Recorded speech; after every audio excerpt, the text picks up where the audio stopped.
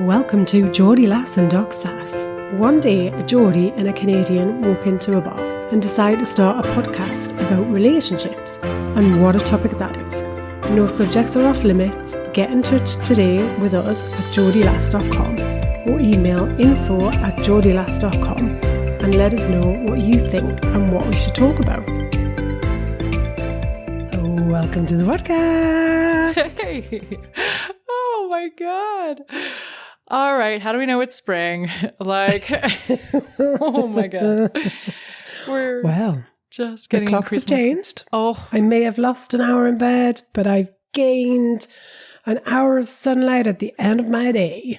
Oh, no kidding. So my apartment, which is northwest facing in Toronto, and the sun. So in the wintertime, the sun sort of goes quite south, right? So it kind of the sunset is barely in view. But in the spring and summer and fall, the sunset is just spectacular. And so now we're into like full on sunsets. And I had my very first balcony sit with a Negroni yesterday watching the sunset. It was fabulous. Beautiful. I was still in my winter jacket with a hood on, but I was sat on my deck chair. Nice. Like a good Canadian. Nice. We're outside. We might be in our winter woolens, but we are outside. There's something really nice, though, isn't there, about being like fully wrapped up and, a nice blanket on you, just maybe like a little kind of, bit of kind of fire pit going. It's just really, really nice just to kind of wrap up, get out, face the elements anyway. Yeah. And especially if you've got a sunset to see. A sunset and I'd be right there. And a cocktail. Yes. Oh, absolutely. And it was such a boozy Negroni. Like I keep forgetting that like it's all booze. It's some 4 shots, right? So I'm just drinking this thing and I was like, holy shit, I'm wasted. And it was like a Sunday afternoon and I was like, man, I'm wasted by myself. This is not great. I'm just a bit of a lightweight, but it was so wonderful. It's spring. You're allowed to life. Day drink. Yeah, totally. Absolutely. It was wonderful. Yeah. So what's going on in your springtime over in Jersey? Yeah, it's just really nice to see some sunshine and just get out, get some nice walks. I don't know, I think you're more open to catching up with people, aren't you? So feeling very kind of loved up and just connected. And I just think there's more and more opportunities that seem to be around. People want to do things more. I don't know, you can just feel there's more life. It is. People are coming out of hibernation. We start to look at our homes like, oh my God, this dust and this clutter. Like, because we've been just sort of nesting all this winter, right? And then the sun, the angle of the sun shifts and we're like, oh, Jesus, I have to go and clean everything. And that's where the spring cleaning comes in, and that inclination to get outside and to cavort around with our friends, acquaintances, maybe start dating, the whole thing. The whole thing. Absolutely. Take some risks and take some leaps. Springtime. Oh, yeah. Let's do it. Let's do it. Yes, let's do it. So what is the correspondent doing at the relationship desk of love? How's her springtime going? Well, if you are thinking of springing into a new relationship, then may have some help for you at hand.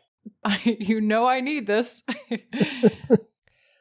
So I've been hearing a lot recently about AI and a lot about kind of chat GPT. If you haven't heard about this, don't know where you've been because you cannot get away from it. Oh my God. Yep. And if you start playing around with it, it's massively addictive. Yep. I just find there's more and more things that kind of just make us be more connected to technology, rely on it. I was also listening to a podcast the other week that said kind of our brains are shrinking because we literally cannot think for ourselves. And that'll be why this new service is being created. So, new relationship chatbot powered by AI provides dating advice. Oh my God. I love this already. Okay. Yes. Have you ever struggled to come up with a witty and alluring first message that will make the dating app match instantly, fall in love with you? Well, now there's an AI for that. A London-based startup, Elate, has launched an AI-powered dating assistant called Dara, and it's believed to be the first chatbot specifically for dating advice. Oh my gosh. According to Elate, Dara is designed to help singles and couples navigate every stage of their dating relationship journey. Maybe we're out of a job here, Anna. Oh my gosh, yes. And it offers tools to help you analyze and improve your dating profiles, as well as date ideas and tips on how to improve communication. Oh my God. This is hilarious.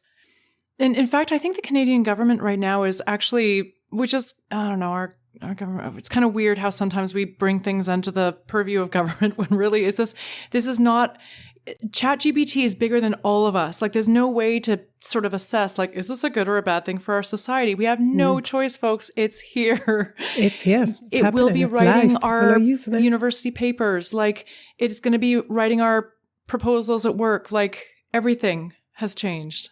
Yeah. So, yeah. Oh my gosh, there's no choice. Will I be put out of a job? Probably.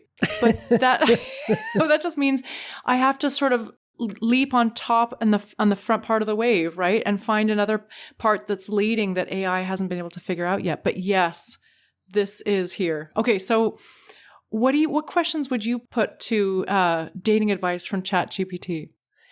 Well, I think it's interesting, isn't it? That bit about kind of what's my first message, what's my profile. They're all the things that we really generally struggle with because we want to make a certain impression, or we want to, we want to stand out. We don't want to sound, you want to stand out, but you don't want to sound weird. Like, it's like a real kind of, feels like you walk in some sort of tightrope and you could fall off at any given moment. So I would imagine, if not that I'm in the market for dating, just in case my partner ever listens to us on the podcast, which I think he stopped doing about 3 years ago. We started recording 3 years ago, Sarah. Yeah, no, I think he listened to about the first 4 episodes and then tuned out. And it was like, this is just causing me hypertension. Yeah, exactly. But just in case you are listening, my love, I'm not on any dating apps or in the market. Thank you very much. Absolutely not. But I imagine if I was, then they would be some of the things that I'd kind of struggle with.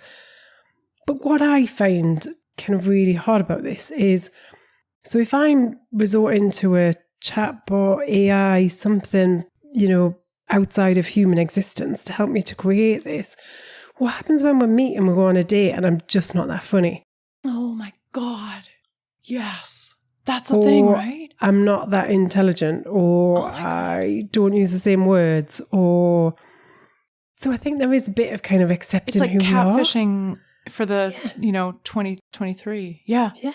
Yeah. So we've got to accept who we are. We've got to accept that actually, if I'm kind of struggling. So I think it's one thing to kind of, to look to these services to try and help to get us started, but don't lose sight of your own voice and sharing that voice and just being you, right? Because it's the same thing around, putting some photograph on from 20 years ago because you thought you looked hotter then. Like, as soon as you turn up, you are not that 20-year-old that you were. No amount of glowing personality is going to make that person be like, I'm just going to overlook that you misrepresented yourself on your profile because you're just so darn great. You're not. And that person will, it's funny. There are people who will actually leave the date at the very beginning if they've been catfished. They'll be like, I'm sorry, you misrepresented yourself and I'm not even going to continue on this date. Yeah. So that's the thing. You've got to stop doing that, Anna. Sorry. These dates are never going to go well if you keep putting on these old pictures and asking for a friend, getting someone else to write your profile for you.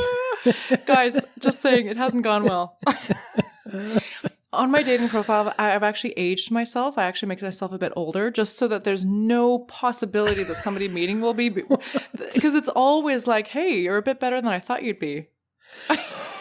That's always great. It's just as bad. No, but it's wonderful. Stop it. Oh, I know. You're right. Neither better nor worse. Just be me. That's right. But yes. The thing is if you, so one day we will be perpetually dating through and having relationships through avatars. Like, there will be people who will probably live out full relationships as their avatar, right? Who has a certain appearance that they choose. That was the scariest movie in the world that I ever saw, though, was Her. Where people are dating computers. I mean, there's going to be a lot of us who will choose to do that but for the folks who will choose to have a real flesh and blood live relationship with somebody, it's best to take the veil off. Well, never have the veil on to begin with. And just, it's a hard act to follow. To be perfectly honest, like, as a people pleaser, right? I'm really getting into this, I'm just so aware of how I enthusiastically misrepresent myself at the start of a relationship and really set a very high bar for myself that I can't even match. So I'm realizing in my dating, I kind of have to kind of come down to reality and be like, yeah, I'm kind of interesting, but I'm also pretty boring. And yeah, I'm kind of this, but I'm also a lot of that. So yeah, the more we can just kind of keep an even keel at the start, it's a little bit more realistic to live up to as days goes on. The thing is, it doesn't matter who you are, what your interests are, what you like doing. You're not anything. You're just you. So you're not boring. You're not uninspiring. You're not any of those negative words that we like to kind of label. Mm-hmm. I'm me, and there'll be somebody out there that's looking for somebody just like me. Just need to connect the two. Yeah. And if you're you, you're effortless. And if you can connect with somebody who appreciates that je ne sais quoi that you've got, then it means that you'll be able to live. Relationships are hard enough, and keeping up a facade of something you're not just adds a lot more weight to the bar you're trying to carry. Absolutely. So might as well live in ease and then fight all the shit that you have to in your relationship, but at least as yourself. Take a few rocks out of the backpack. That is how that is why we coach. That is true. All right. Oh, that has gotten me fired up, Sarah. I tell you. We are ready to go. We are rocking and rolling. Rocking and rolling. All right. Shall we hot topic? Yes, let's go.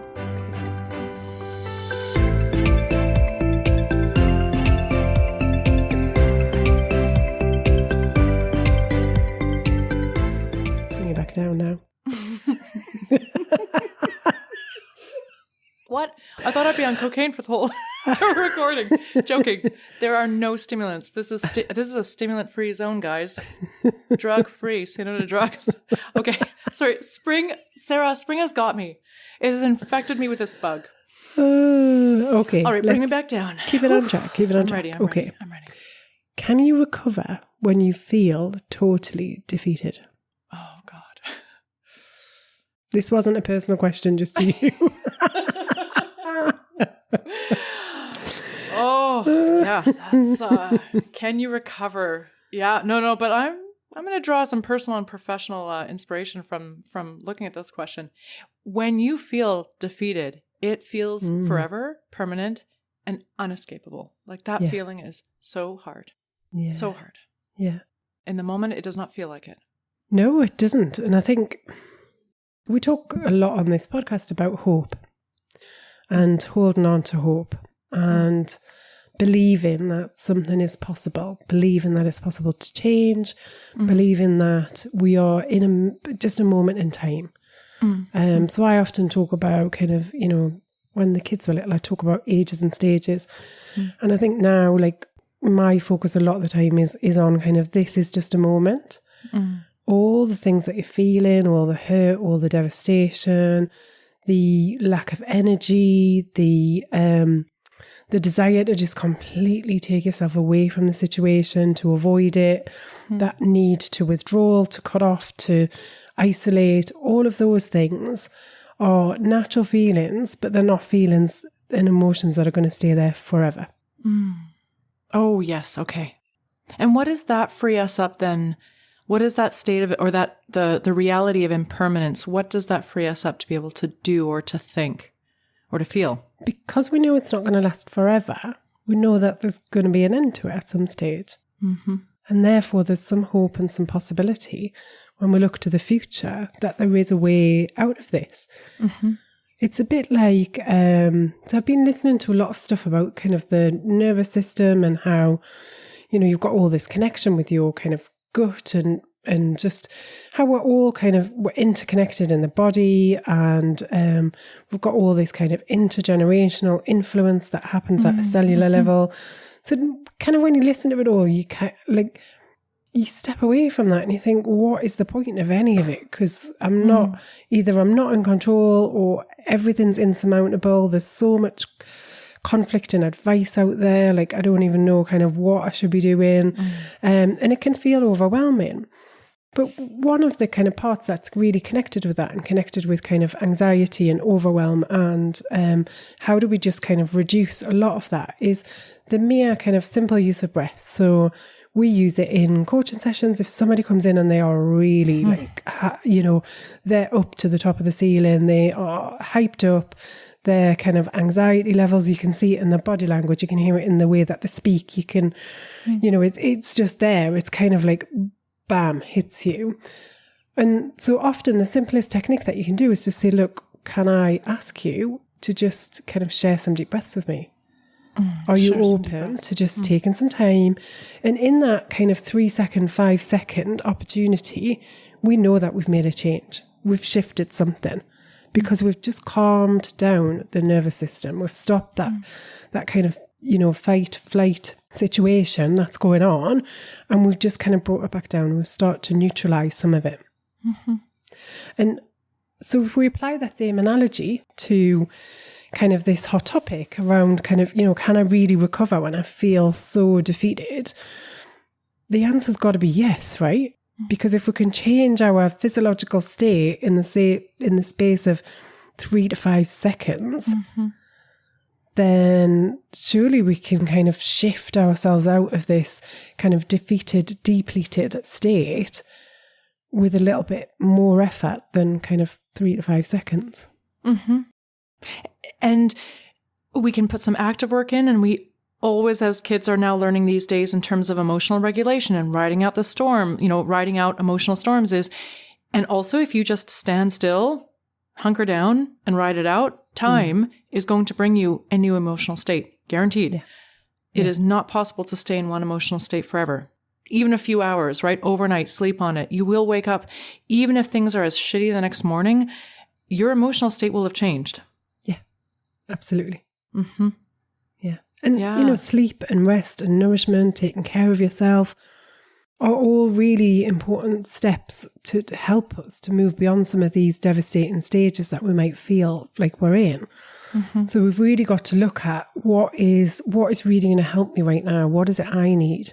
That kind of self-care, that self-compassion. Mm-hmm. In some ways, I feel like it's just another thing that has become kind of modernized, mainstream, like we're all kind of talking about it, but we're not really kind of tapping into it, and we're also not using it in the right way or when we really kind of need it. It's become a kind of, I suppose it's just become that kind of instant rescue remedy, and that's kind of... it's diluted it in a big way. Yeah, absolutely. Yeah. So, but I do think in this situation, we shouldn't overlook some of those simpler factors in life that are actually easier to start to put into practice, but will give you such a massive kind of lift when you're feeling really depleted and devastated by life. Yeah. And other things like whether self-care or whatnot, just sort of shifting to kind of, some people talk about going into their cave a little bit. So retreating a bit, hibernating a bit, getting away from people, excusing yourself, saying, hey guys, just going to sit in for the night, But the other thing too that can be really helpful for my folks is not perpetuating the sense of distress by reacting in the moment, which is something I have to remember. Don't send emails until the following morning. Don't have charged conversations until the following day. Anything that would be a reaction, a knee-jerk reaction to this acute distress, put a little sticky note on wherever it needs to be put on as to like, you are not taking any action tonight in this emotional state. Yeah. Because you're likely going to do something that you regret that doesn't reflect the emotional state that you'll be in hours later. Yeah. And you don't want to fuel that drama as well. It's like, how can I stop giving fuel to the fire? Yeah. How can I stop those, how can I stop encouraging the flames to kind of rise even higher? It does. I mean, drama begets drama like cat fur to a frickin' black pants. Like it just... And we know drama machines. We probably are one. I am one. I look at others and like, you've got so much worse off. But like drama machines, for sure. It begets, it attracts, it creates more drama. Yeah, just taking that pause, that time out, like we would put a toddler in the corner. Well, is that legal anymore? I don't think so. But anyways... Okay, just saying. I don't know where you're putting that toddler. Just a structured timeout for a kid who's like really emotionally off the chain to be able to sort of just take a breath and just calm down. That's what we need to service our own inner toddler to be able to like calm down, take a little time out, and breathe. Yeah. So will this feeling of depletion, dismay, like last forever. No. But what can you do? Like if you've done self-care and the acute emotions have gone, but still there's this unease, right? You're still left with a sense of unease. There's still a situation to be resolved, right? It's not that, holding space for yourself is going to fix the circumstances. So how do you then start to collect a response, not the reaction, but a response? Yeah. Let's say the morning after. So you're right. It's not going to fix the situation, but we've got to try and kind of somehow assess where we're at in an objective way, which is the reason for trying to kind of calm everything down a bit. It's the reason to try and kind of, retreat and repair and get into a position where we're more able to respond as opposed to react. So that's what we're trying to do. We're trying to get the right environment. We're trying to get the right kind of tools together.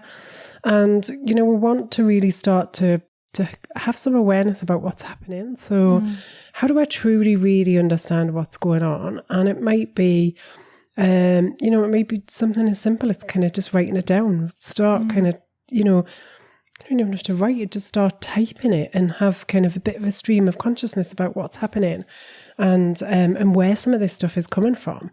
I think we then, need to look at what are the options, what's available right now. Like, how can I, what are some of the possibilities? And this is why we've got to be in a different mind space to be able to do this work. We can't do it when we're at rock bottom and feel total hopelessness. If you ask the question at that stage, you're probably not going to be willing to listen to yourself or provide any answers or be open to what suggestions might come your way. Right. So once we've kind of gone through that stage of nourishment and we kind of feel a little bit better about life and ourselves, we can ask the question, if there was an answer or a solution to where I am right now, what would that look like for me? Okay. So straight away there, you're starting off with the fact that there is a possibility. I'm saying if there was an answer, let's just imagine for a second that there is an answer or a solution. Yeah. What would that look like? I like that. And that's bringing you right within your own sphere of control. Yeah. Which is also gently nudging you out of the victim mode, which it was really cool to see a client who for years had kind of felt the victim in her spouse's behavior, and then all of a sudden was like, wait a minute, I have shit that I need to fix. This feels great, because it was a gentle nudge into like, what are the things that I can actually take accountability? Like, what would a solution look like? Meaning, if I were the master of my own ship, how do I steer it in the direction feeling. I want to head in? Yeah. Yes. Absolutely. Fantastic. And then what? What's the next step after that? Taking notes. So then it's about exploring those possibilities. So, ideally you'll come up with more than one option, because the ropes are, and I can assure you right now, doesn't matter what situation you're in, there are multiple possibilities to get out of it. The only thing that's standing in your way is you, because you don't believe right now that they are possible. Therefore, you're keeping yourself stuck in that place that you're in, that you're not enjoying. Oh my gosh, yes. I guess taking the responsibility is a hard thing. I think because being victim mode is just so sanctioned, I guess, or just blaming other people. It is such it's something that we all sort of like really put a lot of energy into in society. So it's just, it's easy to fall into it, right? And we see, we see it play out around us all the time. So we see evidence of this all the time. We've got these role model behaviours around us all the time. And that's one of them, to go into that kind of woe betide me mode, or it's everybody else's fault. But when we're stuck in that place, we are never able to get the keys to the car and, get to a destination we want to be in. I thought about, like, because it's spring, right? So I was just thinking about get in the damn driver's seat and take off on this beautiful beautiful spring Sunday drive down a beautiful country road, going as fast as the law will allow you, the wind in your hair, preferably a convertible. Which is about 5 miles an hour in Jersey. Okay, fair. Then the Autobahn. maybe not that slow. Oh my gosh. I'm exaggerating for effect. Yeah. But yeah, it is about saying, right, do you know what? Like, if I'm forced to come up with 5 possibilities, what would that look like? So, and then, from that, okay, which, if any, sound appealing right now? Is there anything that I could actually do today? And if it's not doing all of it, if I then kind of break that down, what would be one thing that I could do from one of them today? Yeah. Yeah. Just one thing. Yeah. Yeah. It only ever takes one small step to get you beginning with anything that you want to do. But the belief that none of it's possible, or it's not worth it, or I want a guarantee before I even begin, will just keep you stuck. Yeah. Sometimes you've just got to say, do you know what? I'm willing to kind of go out on a bit of a limb here. Am I comfortable that I might kind of fail, or I might lose something or risk something? Is that better or worse than where I am right now? Oh my gosh. And that hits for some reason, because I have a lot of folks who are thinking of doing some kind of crazy out there things, taking a big risk that has a potential big reward at the end of it, and potentially loss at the end of it too. And you have 2 options. You can either leave that undiscovered and just sit in your comfort zone and be like, it's too much of a risk. I'm not going to take that. Or, I'm going to risk heart. And again, the biggest risk is always with your heart. It's always heartbreak. But I have a number of people who are like, I want a guarantee before this is, before I venture out. And there are no guarantees, and nobody can guarantee, for example, to take care of your heart. Like, sometimes you got to leap towards something, and, there are no safety nets. Yeah, but it's never black and white, right? So it's not, should I take the risk? Should I not take the risk? There's other options. So what, one of those might be, okay, if I'm really dead set on doing this, how do I slightly de-risk it? Yeah. So now you've got 3 options instead of 2. Ah, yeah, right. And we start to expand that. Okay. It might be, all right, do I know anybody who has done this same thing before? In which case, can I go and have a conversation with them to find out how they did it? So now I've got 4 options. Oh, I love that. So okay, this is a fun game. I love that. I want to add a 5th option, which is, how do I strengthen my boundaries so that I'm making a decision in choice with the strongest hand of cards? Yeah. So that I might be taking a big risk, but I'm also really attending to my boundaries, so that risky, but it's not something it's not complete stupidity in terms of putting myself out there. Yeah. I'm coming from a place of strength. Yeah. Okay. This has put me in a bit of a mood to consider some of these springtime risks, which I think that we're now more apt to do coming out of our caves and hibernation shells. I feel like you need time out before we go to the question. Wait, are we? We're still at the hot topic? Oh my good God. Oh my gosh. You're right. I thought we were done. I thought I was switching on and going into process mode. Oh my gosh. Yes. Okay. Somebody get me a drink. Okay. Food for thought, to be continued. Really hitting. This is great. This is lots of good stuff. Okay. Can we tempt you with a question? Oh my God, I'm very tempted. Let's go. Okay.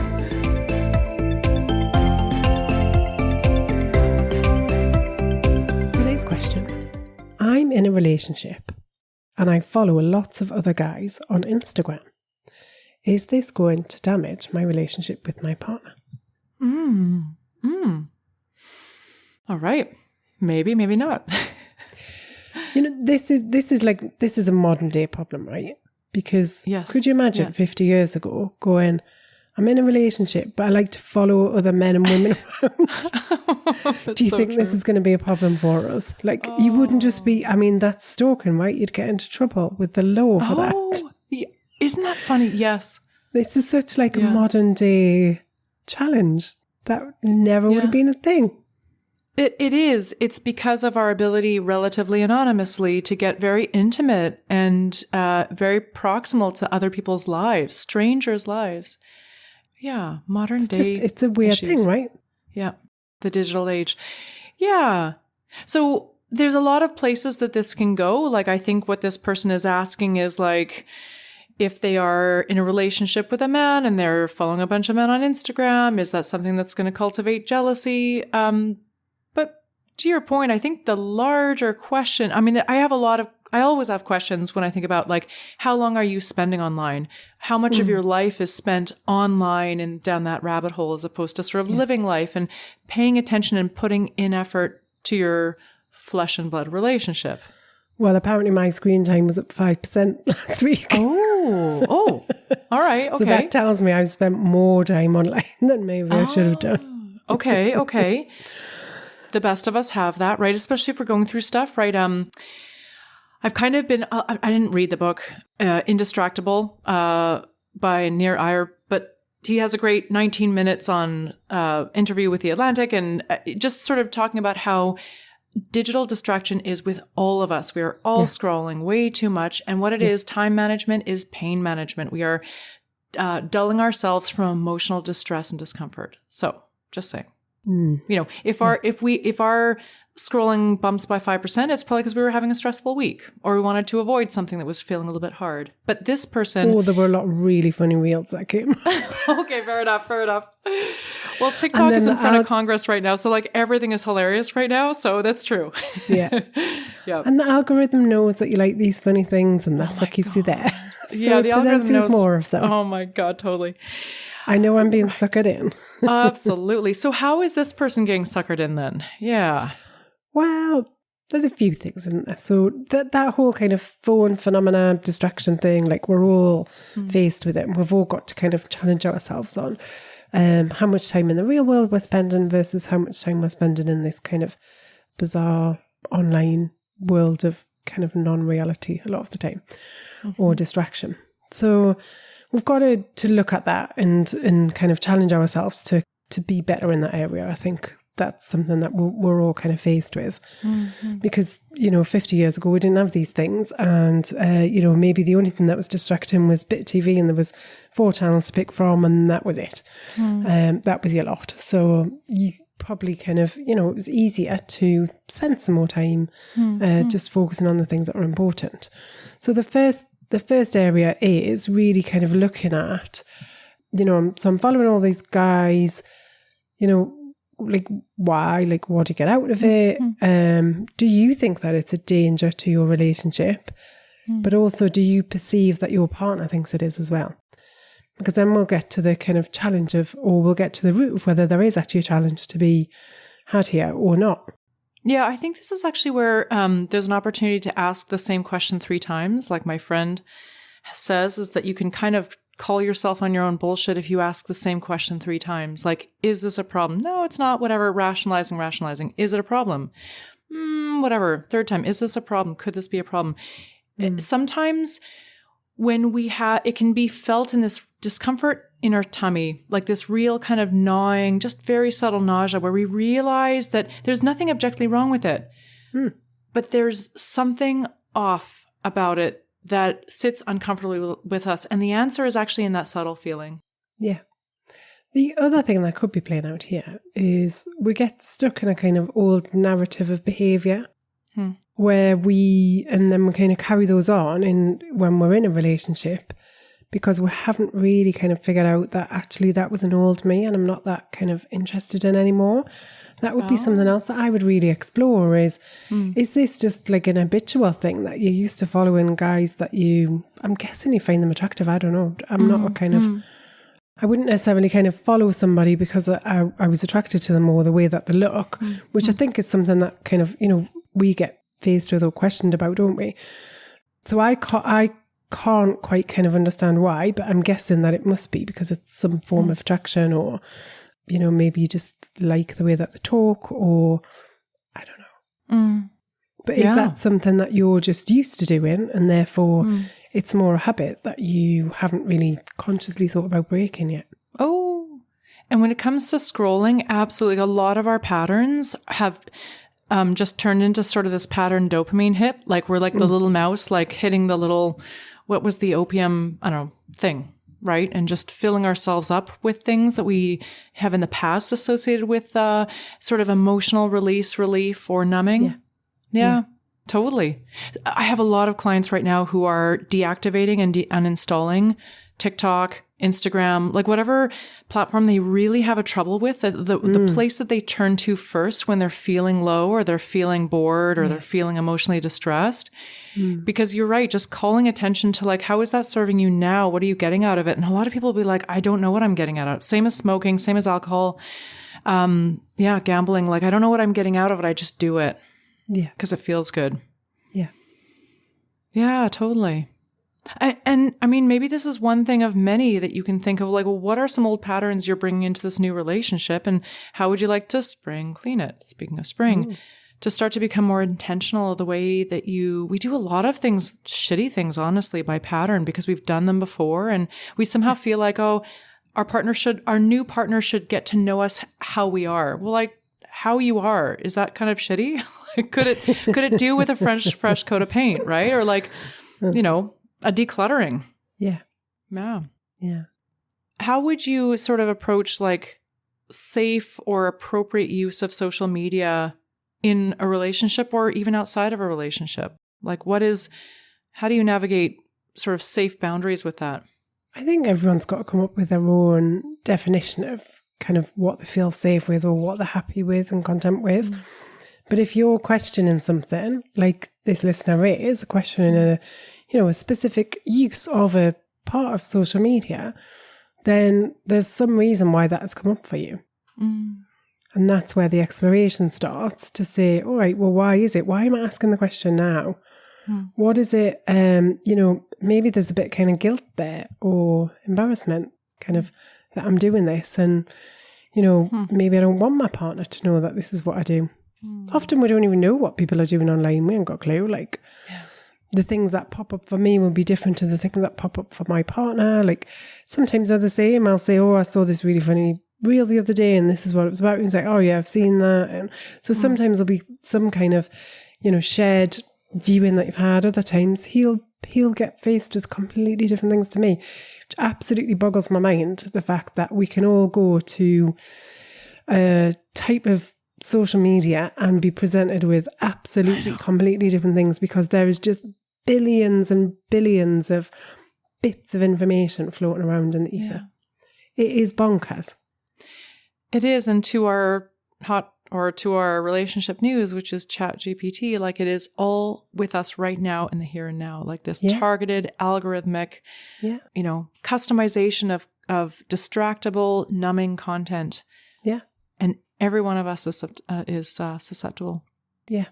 But I think it is, it's about finding your own limits. It's finding your own boundaries. It's about weighing it up in the context of your overall relationship. Like, how happy are we? It's not, and we know that we have kind of moments that are high, moments that are low, and then there's this kind of general consensus of kind of mood and how I feel.